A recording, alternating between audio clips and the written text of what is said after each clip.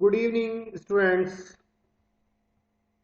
एक बार फिर एक और वीडियो, बहुत इंटरेस्टिंग वीडियो, बहुत काम का वीडियो लेकर मैं आया हूं आपके सामने। सब्जेक्ट कोड 1004 के लिए 1004 के लिए जॉब एप्लीकेशन विद सीवी। जी हाँ, आप लोग टेक्निकल स्टूडेंट्स हैं, एक टेक्निकल कॉलेज के स्टूडेंट्स हैं, टेक्निकल एजुकेशन आप लोग ले रहे हैं।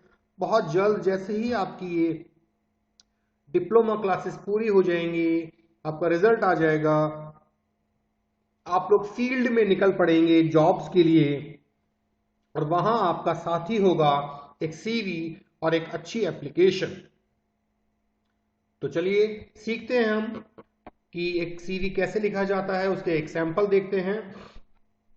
और एक बात मैं आपको बता दूं कि कोई भी जॉब एप्लीकेशन हो या कोई भी सीवी हो, वो परफेक्ट उसे हम नहीं कह सकते। हर एक का अपना अपना एक मापदंड है, हर एक का अपना अपना एक क्राइटेरिया है, और उसी क्राइटेरिया के आधार पर उसी के अनुसार ये सब चीजें लिखी जाती हैं। ये बहुत मैटर करती हैं चीजें कि आप किस तरह की एक इंग्लिश जानते हैं, आप किस तरह का एक स्टैंडर्ड वोकैबुलरी का सेट करते हैं, तब जाकर एक अच्छा सीवी बनता है। हम जो यहाँ पर सिर्फ आपको बता रहे हैं वो basically exam point of view से हम इसको लेकर चल रहे हैं, और एक जनरल गाइडलाइंस जिससे आपको पता चल सके कि वाकई में ये है क्या चीज, इसे कैसे लिखा जाता है।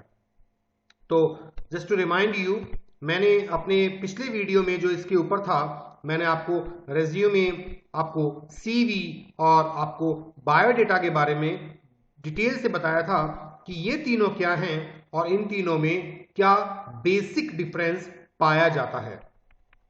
नाउ अब हम बात करेंगे यहां पर जॉब एप्लीकेशन की। तो आपके सामने हाईलाइट हो रहा है यहां पर application for a job. A job application consists of two parts, the covering letter or we can say appeal और resume या CV। तो पहला जो पार्ट है वो होता है कवर लेटर। कवर लेटर का मतलब होता है जो लेटर साथ में जाता है, जो लेटर हम साथ में देते हैं, उसे हम कवरिंग लेटर के नाम से जानते हैं। कवरिंग लेटर के अंदर क्या क्या है वो आप यहां देख सकते हैं। तो देखिए, पहला पार्ट होता है इसका सेंडर्स एड्रेस। ये इसका पहला जो पार्ट है वो है सेंडर का एड्रेस, और बेसिकली जो सेंडर एड्रेस होता है वो आप लेफ्ट हैंड कॉर्नर पर लिखते हैं। It is on the left hand corner. Date, the sender's address is followed by the date just below it, और sender's address के नीचे आप date डालते हैं। This is the date on which the letter is being written. ये वो तारीख होती है जिस तारीख को पत्र यानी लेटर लिखा जाता है। It is to be written in expanded form, और इसे पूरा लिखते हैं। रिसीवर्स एड्रेस, तीसरे नंबर पर जो चीज आती है वो है पाने वाले का पता। अक्सर ये पता आपको क्वेश्चन में दे दिया जाता है कि आप विप्रो इंडस्ट्रीज को, आप सत्यम कंप्यूटर्स को, आप बायोटेक इंडस्ट्री को इस जॉब के लिए एप्लीकेशन लिखिए, तो वो आप वहां से उठाएं और उसी के अकॉर्डिंग आप लिखें। Whether to write to about the address depends on the writer's preference. पहले अक्सर टू लिखते थे, लेकिन अब टू को लिखना बंद कर दिया गया है। अब सीधा सीधा पत्र पाने वाले का, उसका नाम और जो छोटा उसका एक एड्रेस लिख सकते हैं अंदर, वो वहां दिया जाता है। सब्जेक्ट इंपॉर्टेंट चीज है। Then we sum up the purpose of writing the letter in one line. This helps the receiver focus on the subject of the letter in one glance. It is एक ही glance में, एक नजर में चीज समझ में आ जानी चाहिए कि ये किस बारे में लिखा गया है, तो वो सब्जेक्ट बन जाता है. It is important to underline the subject. जी हाँ, अगर आप टाइप कर रहे हैं तो उसे बोल्ड कर सकते हैं, और अगर आप टाइप नहीं कर रहे तो उसे थोड़ा सा आप अंडरलाइन एक कर सकते हैं. Salutations. This is where you greet the person you are addressing the letter to. यहां पर आप उन्हें संबोधित करते हैं. Bear in mind that it is a formal letter, so the greeting must be respectful and not too personal. ध्यान रखें कि ये आपका जो लेटर है, एक तरह से ये जो आप लिख रहे हैं ये एक फॉर्मल है, और इसके अंदर आप बहुत ज्यादा रिस्पेक्टफुल ना हो, मतलब पर्सनल ना हो. आई एम सॉरी, रिस्पेक्टफुल आपको होना है, लेकिन बहुत ज्यादा पर्सनल होने की यहां रिक्वायरमेंट नहीं है. The general greetings used in formal letters are sir और मैम. आप चाहे तो इसे सर जो भी पर्सन अगर हैं या मैम, अकॉर्डिंग अगर आपको पता है तो कंफर्म लिखें, नहीं तो आप जनरली सर लिख सकते हैं.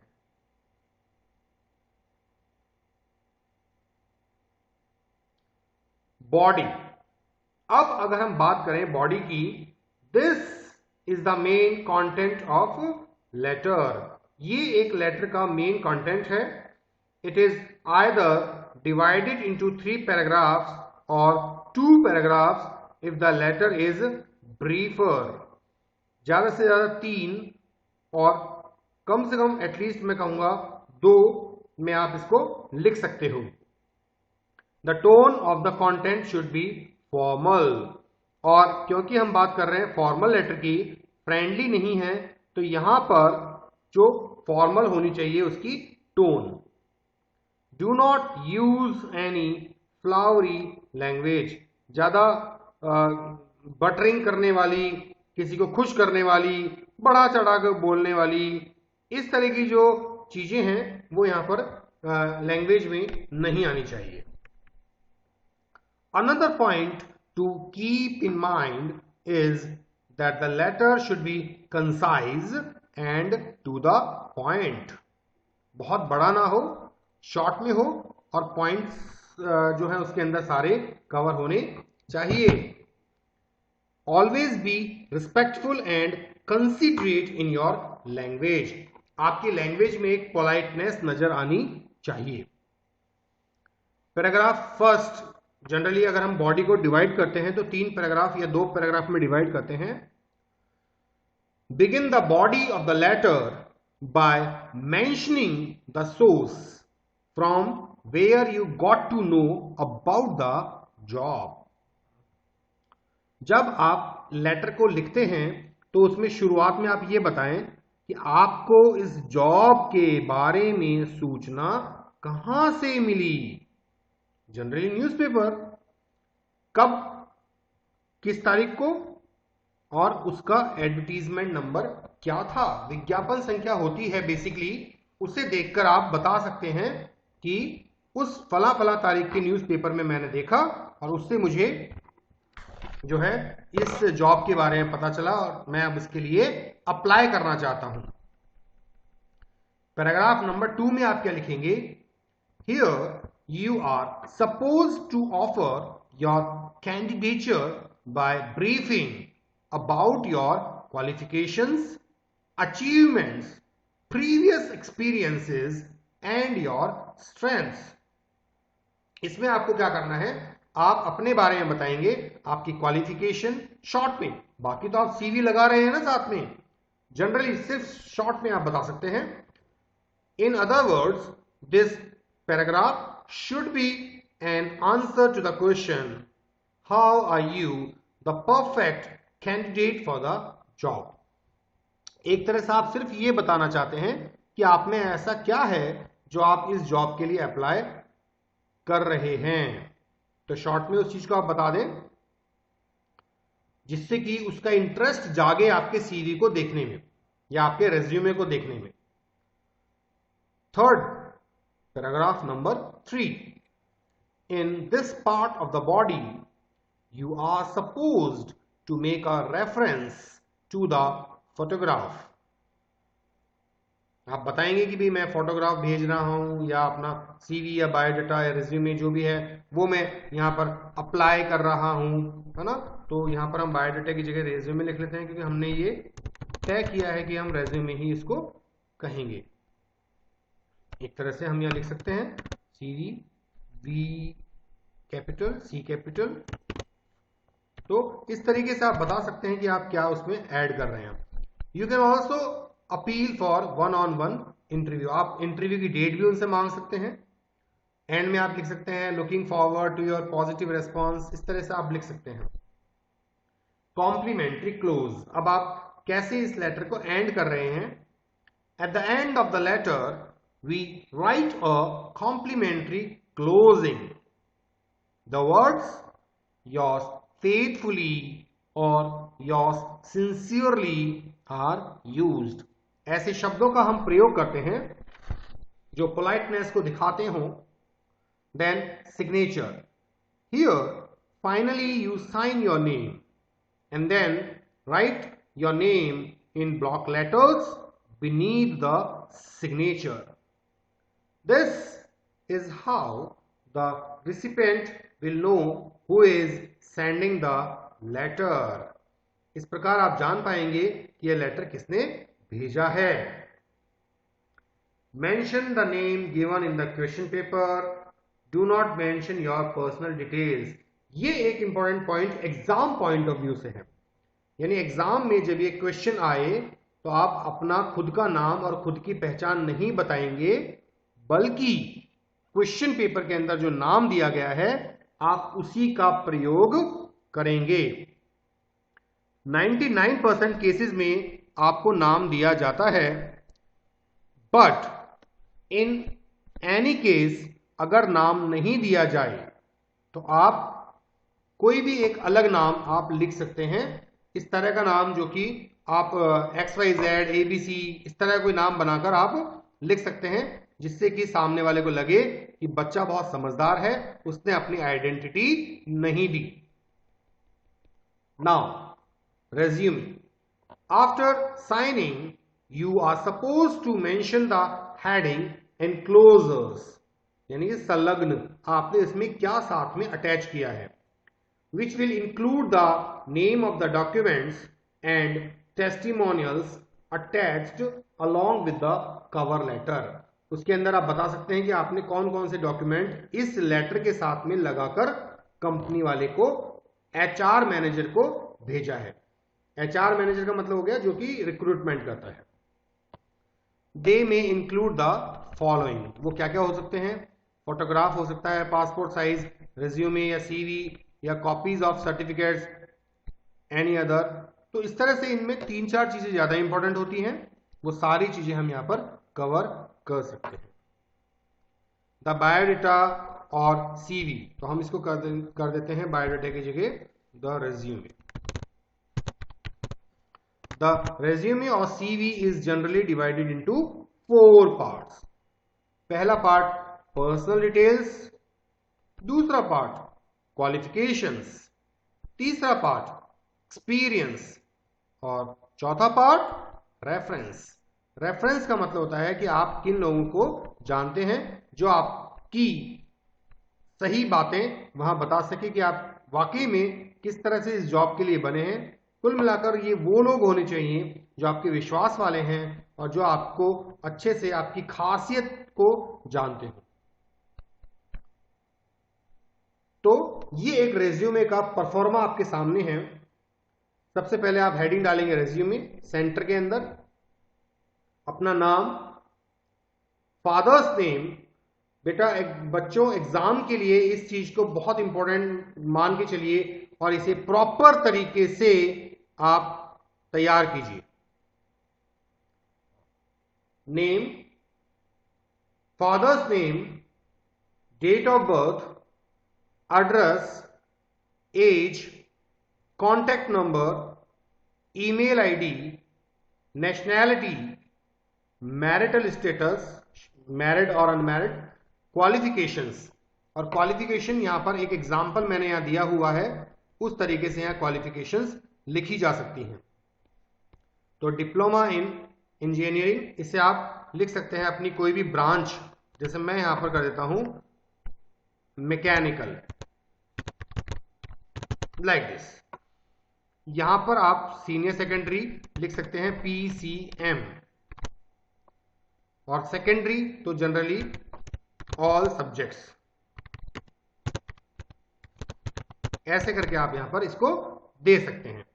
तो ये कब की आपने, कहां से की? नेम ऑफ द बोर्ड या university, board of technical education Rajasthan. Okay, उसके बाद आपने कौन से कॉलेज से किया? Name of the institution, government polytechnic college, जहां से भी आपने पास आउट किया है। अलवर मैंने यहां लिख दिया है।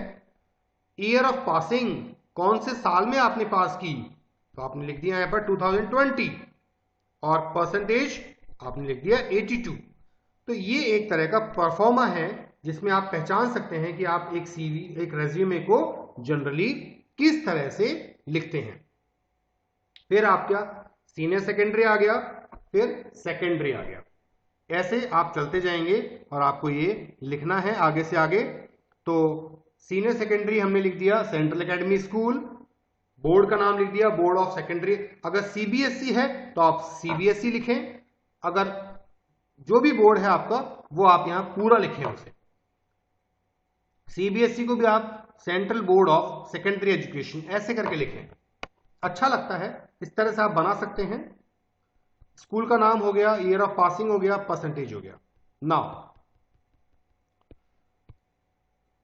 ये लाइन तो सिर्फ मैंने आपको समझाने के लिए लिखी है, ये लाइन यहां पर आपको हाईलाइट में कर रहा हूं जिससे कि आप सिर्फ समझ सकें, इसे CV में आप इंक्लूड ना करें इस लाइन को। ऐसे ही फिर आप लिखेंगे वर्क एक्सपीरियंस, आपके अचीवमेंट्स, आप कौन सी भाषाएं जानते हैं, आपकी स्किल्स, हॉबीज, रेफरेंसेस, फिर डिक्लेरेशन। डिक्लेरेशन का मतलब होता है कि मैं सत्यापित करता हूं कि उपरोक्त पत्र में दी गई सभी जानकारी सही है, और यदि गलत पाया जाता है तो उसके लिए मैं जिम्मेदार रहूंगा। ऐसा आप इंग्लिश में लिखते हैं, I hear by declare that all the information given is true and I shall be responsible for any misleading or false information if found। तो ये आप डिक्लेयर करते हो, आप फिर साइन करते हो ना उसके नीचे, तो कभी भी कोई प्रॉब्लम होगी, कोई गलत आपने बात लिखी होगी, तो कंपनी को हक है आपको कोर्ट में ले जाने का। The resume can be a part of the letter, आप उसको अलग से भी लिख सकते हैं और एक साथ में ऐड कर सकते हैं। Here are few valuable tips for you to attempt the English writing skills। कैसे आप लिख सकते हैं, देखिए कुछ इंपॉर्टेंट चीजें हैं। Make sure you double check for grammatical accuracy and spellings। ध्यान रखें कि आप grammatical accuracy और spellings को अच्छे से देख सकें, और leave adequate number of lines between paragraphs to make it look clean। आप लाइनों के बीच में जगह छोड़ें, एक एक लाइन का गैप दें, मेन पॉइंट्स को आप अंडरलाइन करें, और प्रेजेंटेशन को एक अच्छे तरीके से मतलब गैप वगैरह देकर प्रॉपर बनाएंगे तो ही अच्छा इंपैक्ट आएगा। खुद बहुत सारे जॉब एप्लीकेशंस को रीड करें, चाहे वेबसाइट्स पर करें चाहे किताबों में करें, लेकिन उन्हें आप पढ़ें, अपनी पर्सनल डिटेल्स शेयर ना करें, थोड़ा रुक रुक कर सोच समझ कर लिखें, शॉर्ट फॉर्म्स ना लिखें, चलती हुई कॉमन लैंग्वेज ना लिखें, एक अच्छी स्टैंडर्ड लैंग्वेज का प्रयोग करें, और अगर वर्ड लिमिट दी गई है तो शब्द सीमा का विशेष ध्यान रखा जाए। देखिए यहां पर एक क्वेश्चन हमने सॉल्व किया है। Ryan public school Bhiwadi urgently requires a postgraduate teacher to teach mathematics, for which they have placed an advertisement in the Times of India। Ryan public school ने वैकेंसी निकाली है जहां पर उन्हें पोस्ट ग्रेजुएट टीचर मतलब 11th-12th को पढ़ाने के लिए एक गणित के अध्यापक की आवश्यकता है। यू आर रवि गुप्ता, आप रवि गुप्ता हैं और 18 सरिता कुंज भिवाड़ी में रहते हैं। Draft a letter including a CV applying for the advertised post. इस पोस्ट के लिए 120 से 150 शब्दों के बीच में आप एक लेटर लिखें, सीवी बनाएं और अप्लाई करें। तो देखिए हमने आंसर को नेक्स्ट पेज पे दिया है, ये रहा। सबसे पहले भेजने वाले का पता 18 सरिता कुंज भिवाड़ी, नाम हम बाद में दे देंगे उनका जब वो नीचे लिखेंगे, तो इसलिए हमने नाम ऊपर छोड़ दिया है। फिर डेट, जिस डेट को भी उन्होंने भेजा है। द प्रिंसिपल, ये देखिए डेट भी मैं पूरी कर देता हूं आपके सामने, मान लीजिए 2019। The principal Ryan public school Bhiwadi, पाने वाले का पता, जिसे मिल रहा है उसका address. Subject application for the post of a graduate teacher. Sir या मैम, हमें नहीं पता कि वहां बेसिकली प्रिंसिपल कौन है, तब लिख सकते हैं सर और ma'am. In response to your advertisement in the Times of India dated February 12, 2019। चलिए मैंने ये डेट डाल दी यहां पर, इतनी तारीख के अखबार में मुझे न्यूज मिली। For the post of a mathematics teacher in your renowned school, मुझे आपके स्कूल के लिए ये जॉब का एडवर्टीजमेंट देखने को मिला।